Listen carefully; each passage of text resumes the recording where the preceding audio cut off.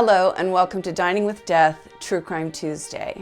The classic Southern Gothic tale usually includes a powerful and wealthy family that appears to have it all on the surface, but as the tale unfolds, darkness and lies and oh so many secrets lie just beneath the shiny surface.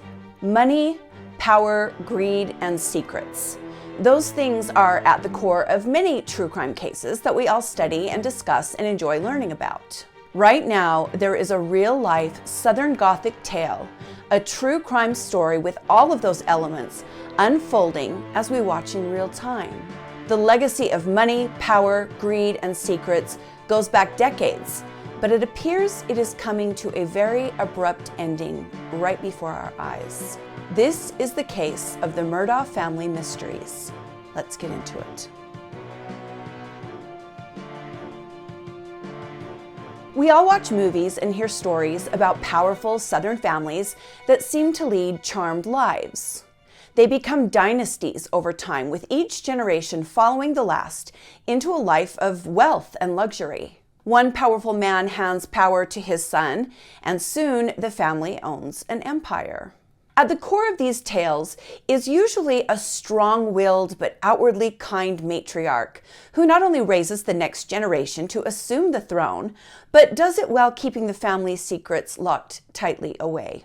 Everything looks like a fairy tale of Southern gentility from a distance, but often when you get a little closer look, things are far from what they first appeared to be.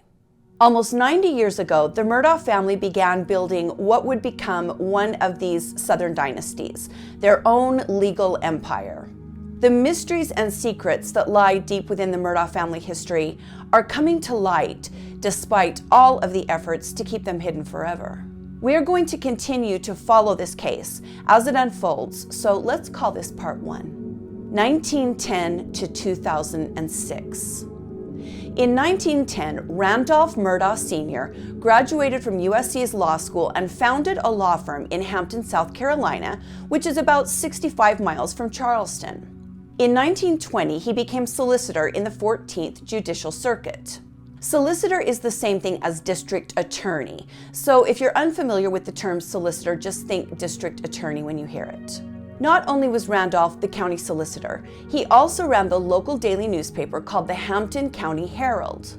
Randolph acted as solicitor from 1920 to 1940 when he was killed when a train hit the car he was in. Upon Randolph's demise, his son, Randolph Buster Murdaugh Jr., became solicitor and served in that position until 1986. Now, apparently, Buster was basically a caricature come to life. He was loud, he had a very big presence, he kept a huge plug of chewing tobacco in his mouth at all times, and he would actually act out the murder scenes he was prosecuting in court. It was said that he could mesmerize a jury. It's funny how regionalized things like that are.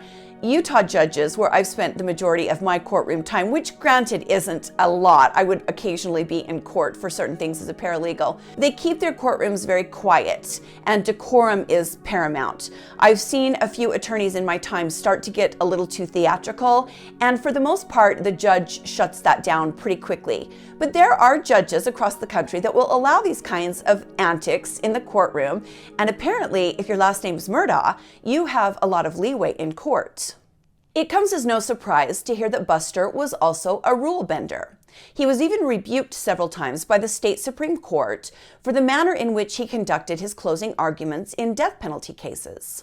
He was even indicted in 1986 for warning a bootlegger he was friends with that he should move his still into the next county over to avoid the police, but he was actually acquitted of those charges. So it sounds like Buster was quite the character. He retired in 1986 after this brush with the law, and he died in 1998. As soon as Buster was out, his son, Randolph Murdaugh III, was in. He was solicitor until 2006 when he retired. Now, he also just died in June of 2021, which kind of plays into the story a little bit later on. Okay, now Randolph III, the man who just died in June of 2021 of natural causes, old age, I think he was in his late 80s, he had 3 sons. The first was Randall IV, who they call Randy, Richard Alexander, called Alex, and John Marvin. Both Randy and Alex joined the family law firm. At the center of this case is Alex, who as a lawyer not only worked at the family firm, but also in the solicitor's office. Alex met and married Margaret Kennedy Brownstetter. She went by Maggie. Maggie was a cute blonde sorority girl at the University of South Carolina in the late 80s when the couple wed. Now, Alex and Maggie had two sons, Richard Alexander Jr., who they called Buster after his grandfather, and Paul Terry, who went by Paul. The family led a charmed life. Maggie quietly raised her boys, splitting time between the family's 1,800-acre property in Islandton, South Carolina, and their beautiful beach house in Edisto on the coast. Alex, Maggie, and their sons, Buster and Paul, were often seen at the local yacht club. They liked to go swimming in their home's large pools, and they spent a lot of time on the lake boating. Maggie's friends describe her as fun-loving, saying she loved to laugh and make other people laugh. She could often be seen at tailgate parties in the day and black tie affairs at night. The well-heeled family was known throughout the area as a tight-knit unit who enjoyed their friends, their family, and their life. Well, that's how it might have looked on the outside anyway. But as in any good Southern Gothic tale, things were not as they appeared at first glance. Sources close to the family have since described Alex and Maggie's marriage as troubled. I have a feeling that more details are going to come out on this in the future, but there is no question that the marriage had its fair share of issues and then some.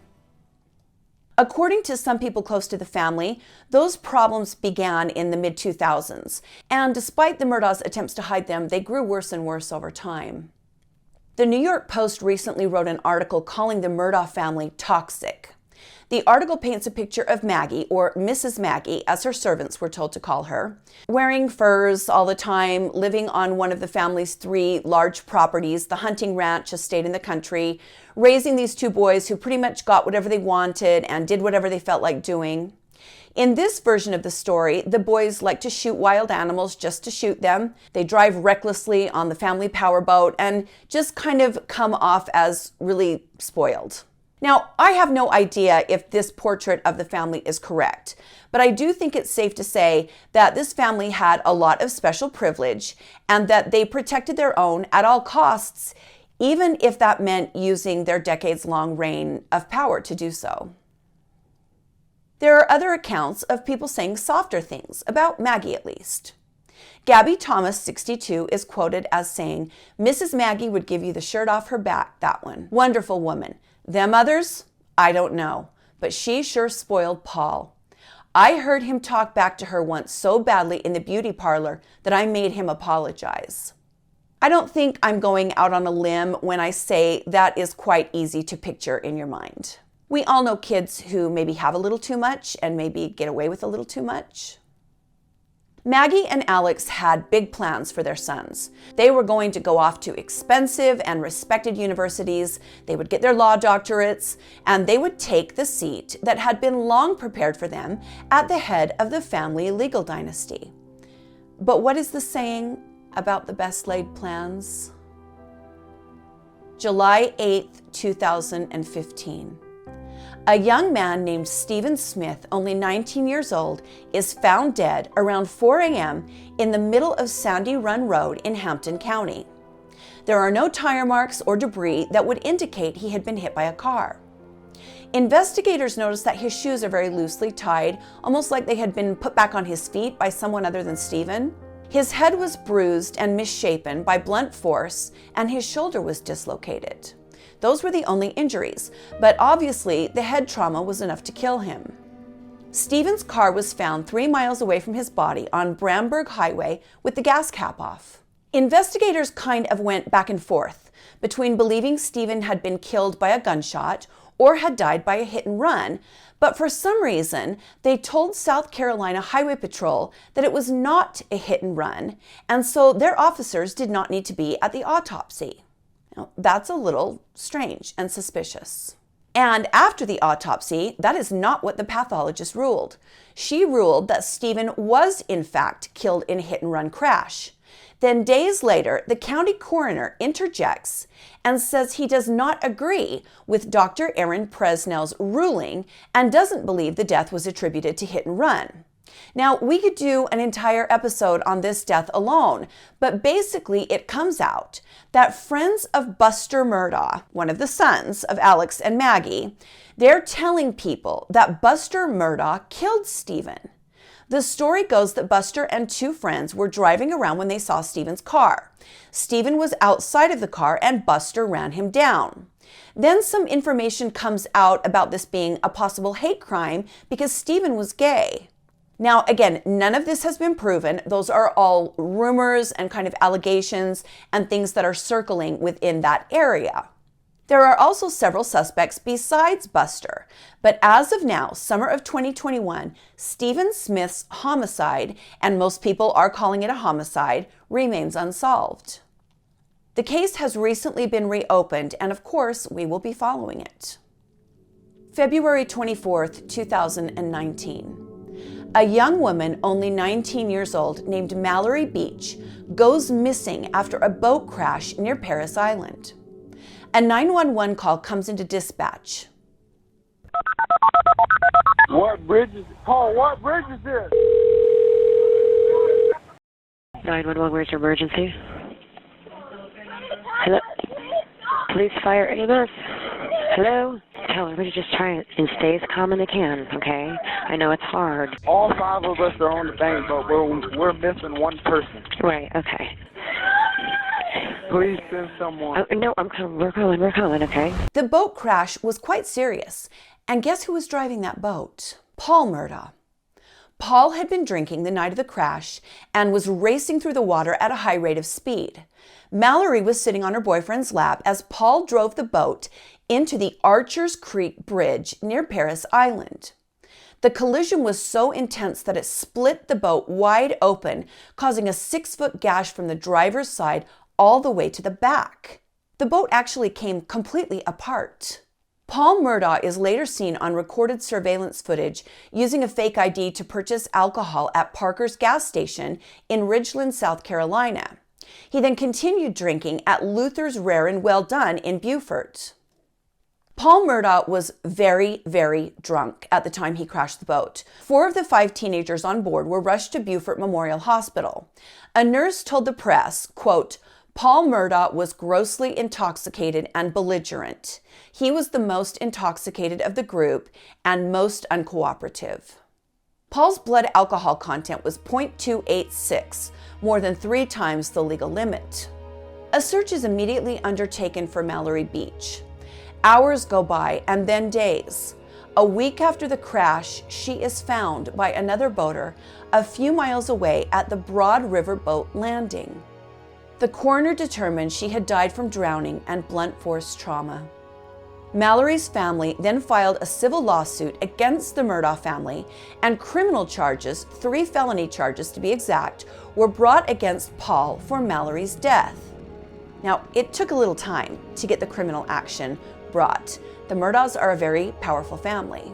Paul pled not guilty on May 6, 2019, and the case was set for trial, but was, of course, delayed by the pandemic and by the Murdaughs', great expertise in the legal field. The case was ongoing until just recently, when new and very disturbing developments brought it to an end. June 7, 2021. Alex Murdaugh arrives at the family's 1,800-acre hunting lodge on Moselle Road in Islandton, South Carolina. This is the lodge that Maggie and the boys spent most of their time at. When Alex gets there, he discovers a horrific scene. Alex calls 911. Are they breathing? No, ma'am. My wife and my son. And what is your name? My name is Alex Murdaugh. Please hurry. Neither one of them's moving. The Colleton County Sheriff's Office responds to the scene. Both Maggie and her son Paul are dead. They have been murdered in an execution-style shooting that a responding officer calls a very ugly scene. After a brief investigation, authorities make a statement saying, quote, "The suspect or suspects are not clear, neither is the motive." But then they go on to say, there is no danger to the public. So that's confusing to me. If there's no suspect, how can they be sure that there's no danger? Information has since been revealed that says Maggie and Paul were shot with 2 separate weapons.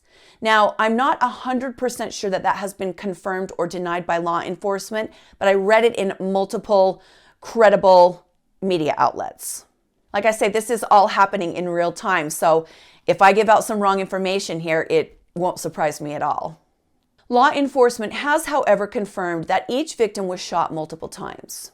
Now, if there were 2 weapons involved, doesn't that most likely mean 2 shooters? The bodies were found just a few yards apart.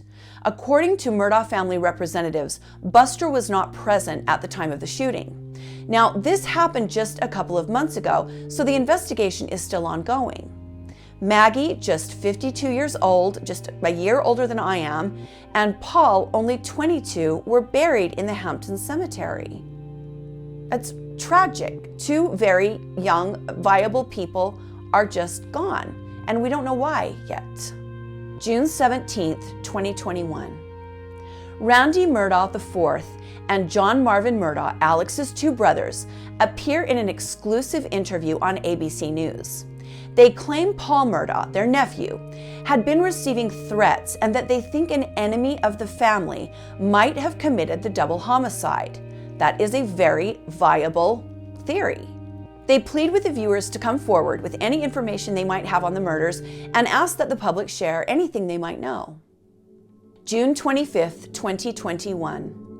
The Murdaugh family announces that it is offering a $100,000 reward for any information that leads to an arrest in the murders of Maggie and Paul Murdaugh. Just after this announcement, on July 7th, 2021, an attorney representing one of the survivors of the boat crash filed court documents that contain allegations that law enforcement tried to shift the blame for the crash away from Paul Murdaugh onto their client, whose name is Connor Cook. Now, these are very serious allegations. They allege that law enforcement is corrupt and that the Murdaughs have so much power and influence that even law enforcement will lie and cover up for them. It will be very interesting to see how those allegations play out. August 6th, 2021. The South Carolina Attorney General's office drops all charges against Paul Murdaugh in the death of Mallory Beach because Paul too is now dead.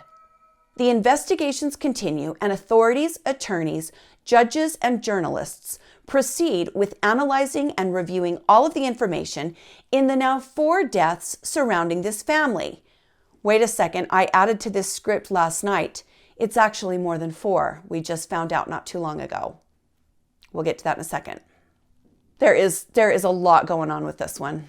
So we've got Stephen Smith in the alleged hit and run.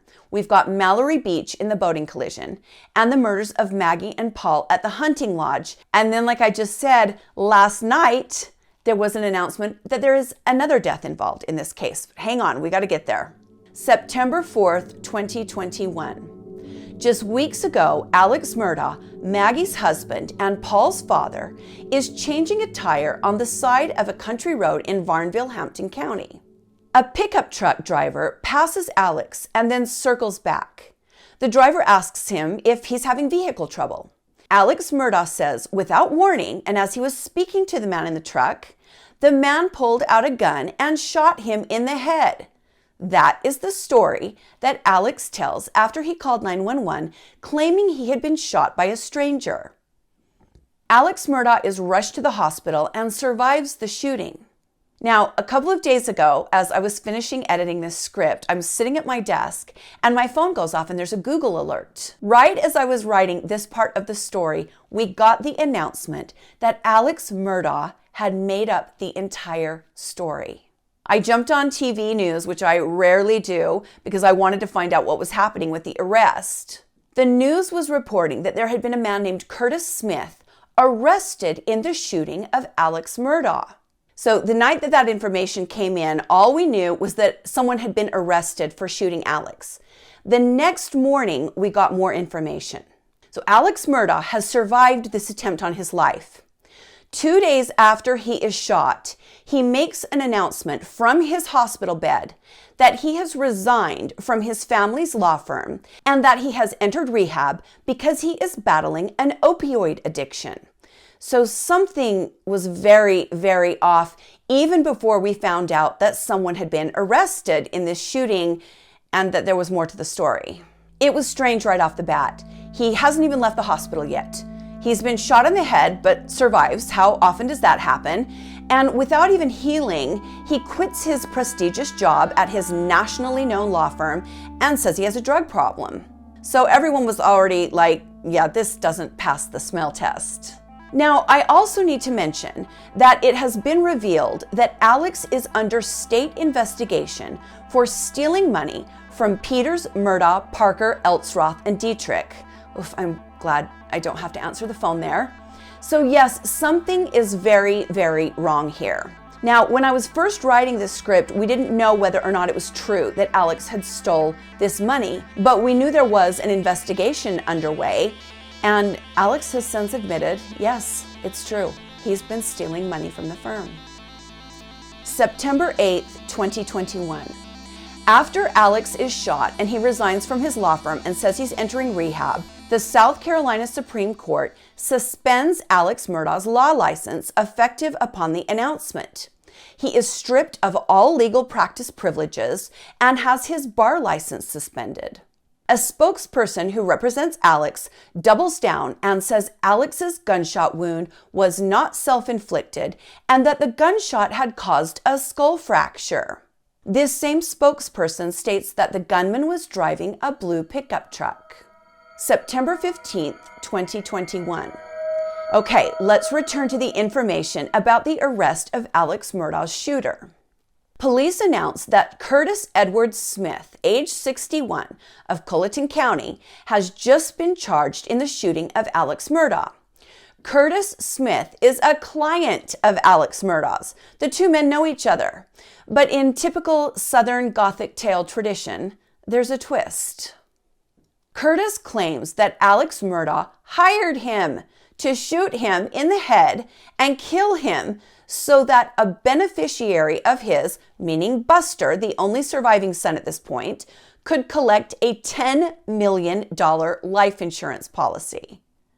It appears that Alex Murdaugh felt as if he had nothing left to live for. He has lost his wife and one of his two sons. And remember, like I said earlier, his father, who he loved and respected, had just died months ago in June, and he was probably still grieving that loss as well. He's also been stripped of his license to practice law. He's been publicly humiliated. He has fallen just about as low as a person can fall. But is there even more? Is it possible that Alex Murdaugh has much, much farther to fall? Is it possible that Alex Murdaugh is a murderer? Yes, of course it's possible. Is that what happened? I don't know. We'll have to wait and find out. Maybe Alex tried to kill himself because he was trying to stop the fall at the midway point and just check out before more information comes out. Maybe he was just grieving. Like I said, we're going to have to wait. Now, again, we're just finding all of this information out in real time, but I already see some huge problems with this whole story. If Alex hired this man to kill him, why isn't he dead?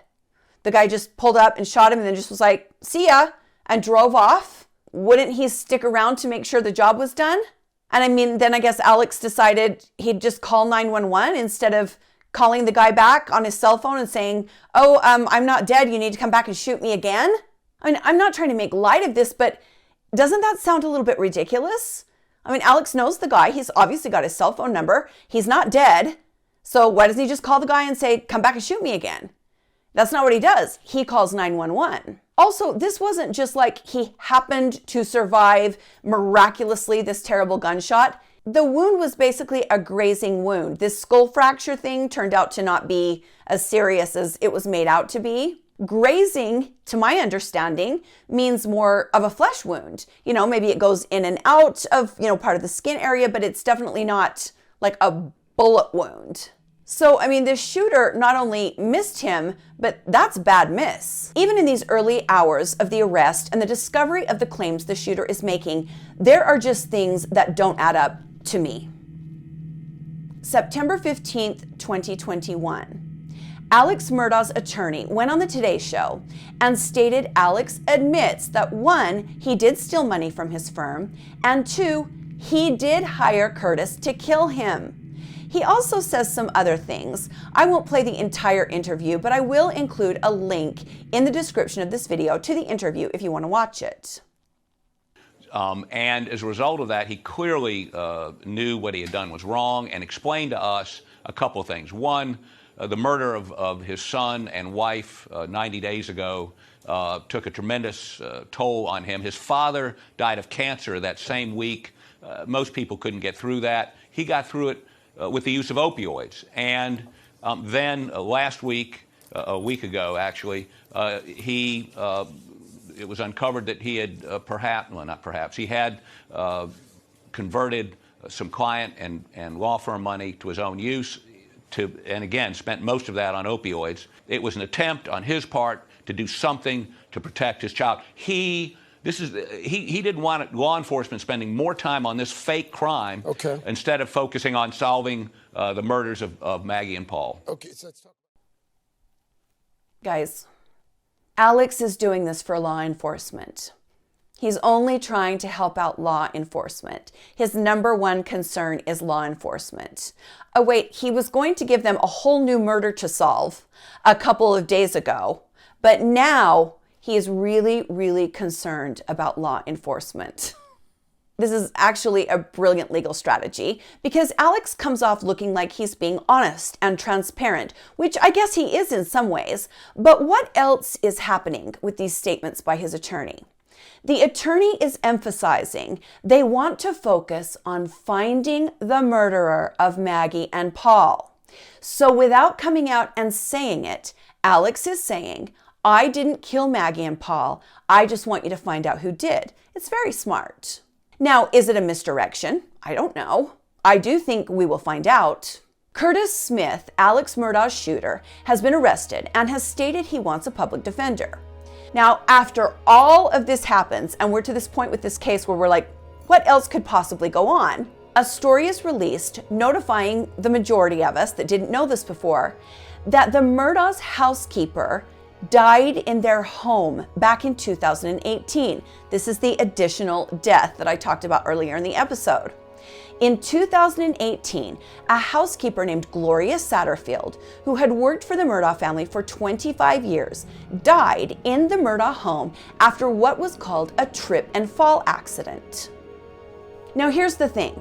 The death was not reported to the coroner as an accidental death. That's a big problem.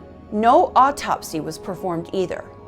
Later on, when the coroner was asked to write a report without an autopsy, the coroner wrote the cause of death was natural and that the injuries sustained were inconsistent with injuries in a trip and fall accident. So as of now, we're getting conflicting information. We're getting information that says she died as the result of an accident. She fell, we don't have any details on it, but then the coroner saying her death was natural. So we're gonna have to wait on that one. The housekeeper's family then sues Alex Murdaugh with his assistance. Now, for those of you that might not know this, this is kind of something you don't hear about, publicly all the time in the law. If you carry an insurance policy and you know that you've done something wrong or that you've been negligent or you're responsible for someone getting hurt or killed, you can participate with the representatives of the injured party in a lawsuit against you. That's perfectly legal. Say you own a business and someone falls and gets hurt in your business. You don't have to fight those people that got hurt. You can help them. Basically, you're saying, this is why I carry insurance. This is what I buy insurance for. This is why I cover myself with insurance for these instances. And then you can side with the injured people and help them get a settlement. And that's what Alex did. Now, here's the problem. Since the family won their claim against Alex Murdaugh and the insurance payment was delivered, the family didn't get the money. The family members have sued Alex Murdaugh, claiming they never got their settlement. So he helped them file suit and get a settlement, but then there seems to be allegations that the money went to the law firm and they never got it. Again, this is happening in real time, so I apologize if this turns out to not be completely accurate. And again, everything that I'm saying in this video is just what we know right now. It's not I'm not saying it's a fact. I'm just saying this is what's happening right now. Now, just hours before we went into production, it was announced that a criminal investigation has been opened into Gloria Satterfield's death. So this was initially a civil action, meaning the woman was injured severely and died in Alex's home. Alex joined with the family members, helped them sue his estate. They got a settlement. That's a civil case. That is much different than a criminal investigation and a criminal action. I wish I could give you more information, but this just happened a few hours ago.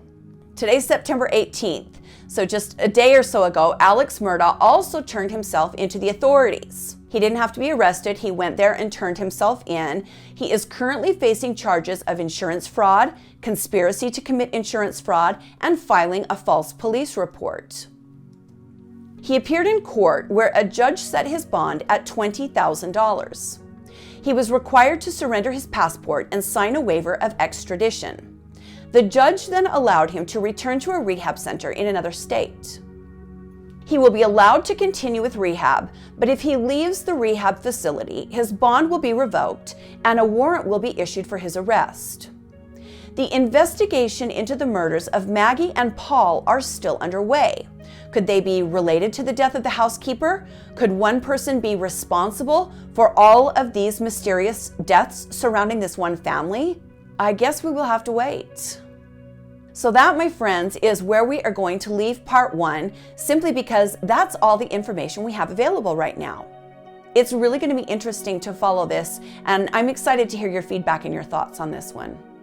Also, I find that these types of cases are covered much more thoroughly in the regions that they're taking place in. So if you're hearing additional information, maybe you live in the area of this case, I would love to hear from you on that. For now, we are all going to have to wait as the mysteries of the Murdaugh family murders continue to unfold.